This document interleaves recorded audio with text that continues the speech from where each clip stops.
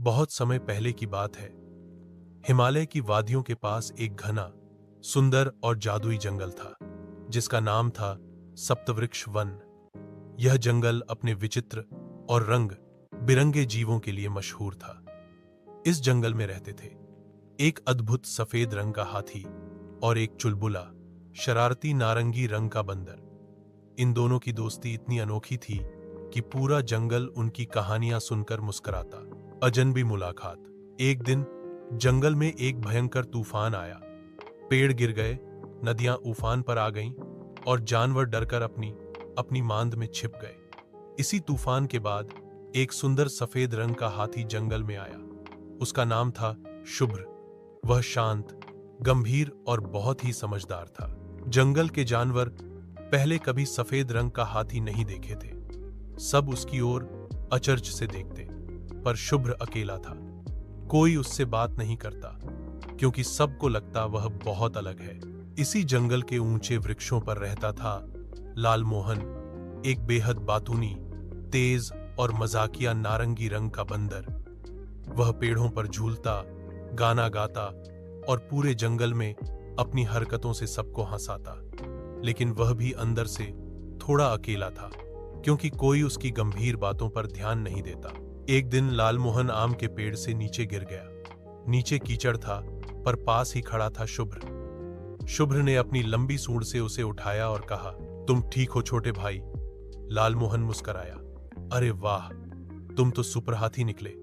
मेरा नाम लालमोहन है, मेरा नाम शुभ्र है, हाथी ने मुस्कुराते हुए कहा। उस दिन के बाद दोनों की दोस्ती शुरू हो गई।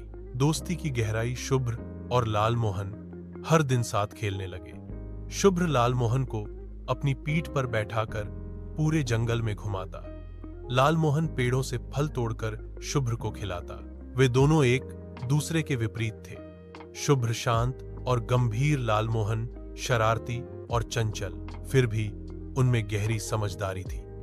शुभ्र ने लालमोहन से मजे करना सीखा और लालमोहन ने शुभ्र से धैर्य रखना सीखा। वे दोनों मिलकर जंगल के बाकी जानवरों की मदद भी करते। कभी किसी गिलहरी को खाना देते, तो कभी किसी घायल हिरण का इलाज कराते। धीरे धीरे पूरा जंगल उनकी दोस्ती की मिसाल देने लगा। संकट की घड़ी। एक दिन की बात है, एक शिकारी जंगल में घुस आया। वह दुर्लभ जानवरों को पकड़कर शहर ले जाता था। उसकी नजर शुभ्र पर पड़ी। सफेद हाथी। उसे पकड़कर बहुत धन मिल सकता था। वह चुपचाप एक जाल बिछाकर चला गया। शुभ्र जब तालाब में पानी पीने गया तो जाल में फंस गया। वह दहाड़ा, पर कोई पास नहीं था। इधर लालमोहन को कुछ अजीब सा लगा। वह तुरंत झूलता हुआ उस तालाब की ओर आया। वहां पहुंचकर देखा, शुभ्र जाल में फंसा था। शुभ्र, मैं तुम्हें बचाऊंगा, लालमोहन चिल्लाया। वह दौड़कर बाकी जानवरों को बुलाने गया। हिरण, भालू, तोता सब आ गए। तोते ने पेड़ से काटा हुआ जाल देखा। भालू ने अपने पंजों से जाल को खींचा। लालमोहन ऊपर चढ़कर रस्सियां काटने लगा। शुभ्र चुपचाप रहा, क्योंकि उसे पता था उसके दोस्त उसे बचा लेंगे। थोड़ी ही देर में शुभ्र आजाद हो गया। शुभ्र ने लालमोहन से कहा, तू न होता तो मैं आज नहीं बचता। लालमोहन बोला, तू मेरा सबसे प्यारा दोस्त है शुभ्र, मैं तुझे कभी नहीं छोड़ूंगा। शिकारी की चाल। शिकारी फिर लौटकर आया। उसने देखा जाल खाली है। उसे गुस्सा आया।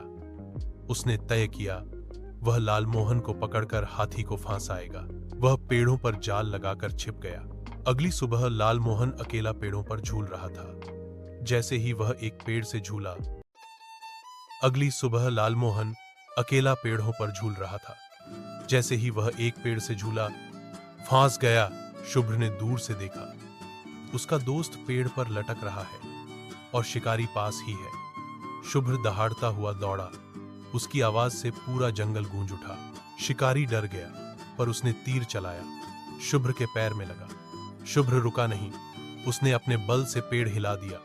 जाल टूट गया। लालमोहन नीचे गिरा। शुभ्र ने शिकारी को अपनी सूंड से उठाया और जंगल के बाहर फेंक दिया। पांचवां भाग, जंगल का हीरो। उस दिन के बाद जंगल वालों ने मिलकर फैसला किया, शुभ्र और लालमोहन को जंगल का रक्षक घोषित किया जाए।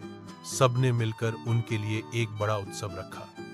तोते ने गीत गाए, गिलहरी ने मिठाई बनाई, मोर ने नृत्य किया। शुभ्र और लालमोहन दोनों मुस्कुराए। उन्होंने कहा, हम अलग अलग रंग के हैं, अलग अलग स्वभाव के हैं, पर एक दूसरे के सच्चे दोस्त हैं। यही सच्चा प्रेम है। समाप्ति। सीख, मोराल। इस कहानी से हमें यह सीख मिलती है, रंग, रूप या स्वभाव दोस्ती में बाधा नहीं होते। सच्चा मित्र वह होता है जो संकट में साथ दे। मिल जुलकर काम करने से बड़ी मुसीबत भी हल हो जाती है।